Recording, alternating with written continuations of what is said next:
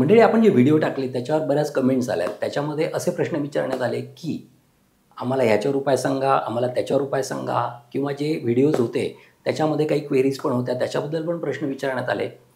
परंतु एक गोष्ट कधी लक्षात ठेवा, की काही गोष्टींवर औषध सांगणं सोपं असतं. परंतु जेव्हा रामबाण उपाय आम्हाला विचारला जातो, तेव्हा बऱ्याच वेळेला काही गोष्टींवर रामबाण उपाय सांगता येत नाही. रामबाण उपाय म्हणजे काय? तोडगा. तोडगा म्हणजे एखाद्या गोष्टीवर एखादं औषध चालतं, जा बाबा हे औषध घे, तुला बरं वाटेल. परंतु एक गोष्ट कधी लक्षात ठेवा, आयुर्वेद हे तोडग्याचं शास्त्र नाही. जो तो तोडगा असतं ते शास्त्रच नसतं.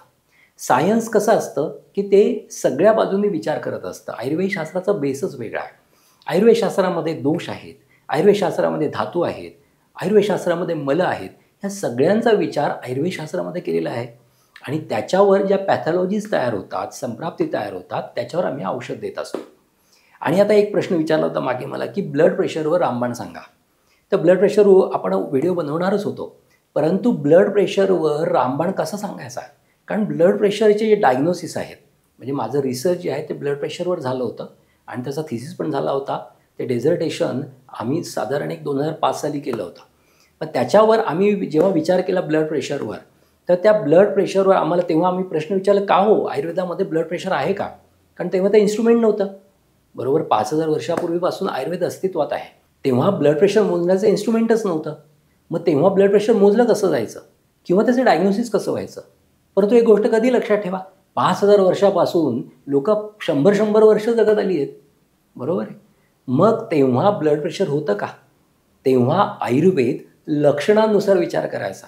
कोणती लक्षणं आहेत, कशी लक्षणं आहेत, अगदी बारीक माइल्ड लक्षणांचा आयुर्वेद विचार करायचा. आणि त्याच्यामुळे जर ब्लड प्रेशरमध्ये कोणते दोष शरीरात वाढले असतील त्याच्यावर उपाय व्हायचा आणि तो मनुष्य बरा व्हायचा.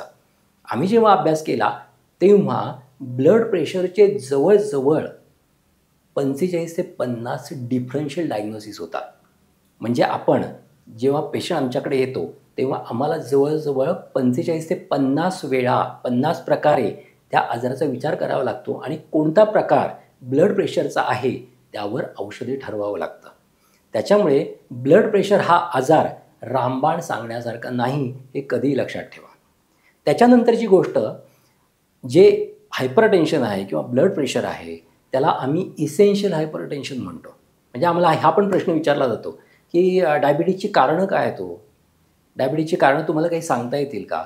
परंतु आधुनिक शास्त्राचा जेव्हा आम्ही विचार करतो किंवा त्याचा अभ्यास करतो तेव्हा असं लक्षात येतं, की त्याला EHT म्हटलं आहे, म्हणजे इसेन्शियल हायपरटेन्शन. याचा अर्थ असा, की त्याला काही कारणच नाही आहे. That is idiopathic. म्हणजे त्याला काही कारणच नाही आहे, काही कारण देता येत नाही आहे आणि ते काही अंशी बरोबर पण आहे. म्हणजे एखादा पेशंट आमच्याकडे हायपरटेन्शनचा आला, सगळं व्यवस्थित पाळतो आहे, परंतु त्याला हायपरटेन्शन असतं. मग अशा वेळेस बऱ्याच गोष्टींचा विचार करावा लागतो. तुमच्या शारीरिक अपथ्याचा विचार तर करावाच लागतो, शिवाय तुमच्या मानसिक अवस्थेचा पण विचार करावा लागतो. आयुर्वेद अगदी बाळ गर्भाशयामध्ये असतानापासूनचा विचार करता. मग तेव्हा तिथून आम्ही हेतू कारणं काढत असतो. ही फार मोठी गोष्ट आहे आणि ती विचारात घेण्यासारखी आहे. आणि ते झाल्यानंतर जेव्हा हायपरटेन्शनचं डायग्नोसिस होतं तेव्हा त्या पद्धतीने औषध दिलं जातं. आता इसेन्शियल हायपरटेन्शन आणि इडिओपॅथिक म्हणजे कारणं नसतात आणि लक्षणं पण नसतात. त्यामुळे हायपरटेन्शनला किंवा इसेन्शियल हायपरटेन्शनला सायलंट किलर म्हटलं जातं. सायलंट किलरचा अर्थ असा, की गुपचूप येतो आणि माणसाला मारतो. म्हणजे हा सायलेंट किलर ब्लड प्रेशर असण्यासुद्धा कळत नाही. बऱ्याच जणांचं असं होतं, की ब्लड प्रेशर आहे पण लक्षातच येत नाही. व्यायाम करत असतात, सगळं करत असतात, शरीर चांगलं असतं, ताकदवान असतं, पण ब्लड प्रेशर आहे हेच माहीत नसतं आणि त्याचा गुपचूप परिणाम तुमच्या मेंदूवर होतो. मेंदू खराब होण्यामध्ये होतो, हार्टवर होतो आणि किडनीजवर पण होतो. आयुर्वेदामध्ये त्रिमर्म सांगितलेले आहेत, शिरो, हृदय आणि बस्ती. या तिन्ही गोष्टींवर जर वाईट परिणाम झाला तर मेंदूवर त्याचा वाईट परिणाम होतो, तर त्याला पॅरालिसिस येऊ शकतो, हृदयावर त्याचा वाईट परिणाम होऊ शकतो, हार्ट अटॅक येऊ शकतो आणि किडनीवर वाईट परिणाम होऊन किडनी फेल होऊ शकतात. या सगळ्या गोष्टी, हे सगळे प्रॉब्लेम्स केवळ ब्लड प्रेशरमुळे होऊ शकतात.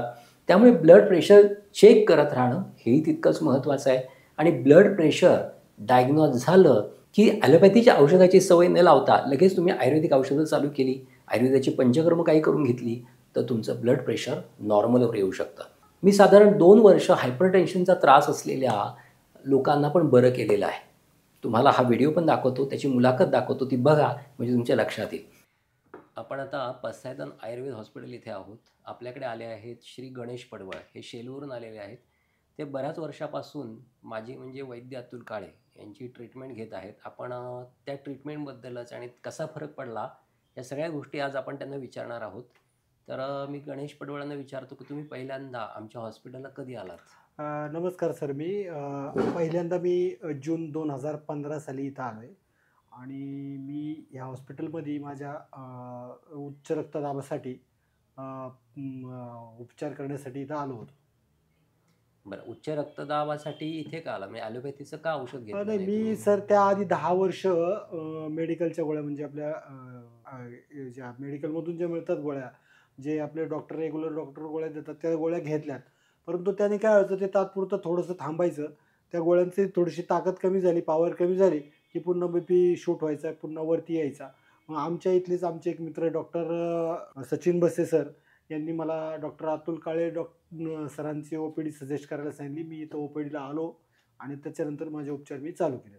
म्हणजे आपण आधी औषधं ॲलोपॅथीची पण चालू होती, हो. आयुर्वेदाची पण चालू होती. हळूहळू आपण ॲलोपॅथीची औषधं हो, बंद केली. बरोबर. कमीत कमी डॉक्टरांनी सांगितल्याप्रमाणे मी सुरुवातीला 3-4 वर्ष ॲलोपॅथीची औषधं, गोळ्या नियमितपणे घेत होतो. पण हळूहळू डॉक्टरांच्या सल्ल्यानुसार मी त्या गोळ्या हळूहळू कमी करत गेलो.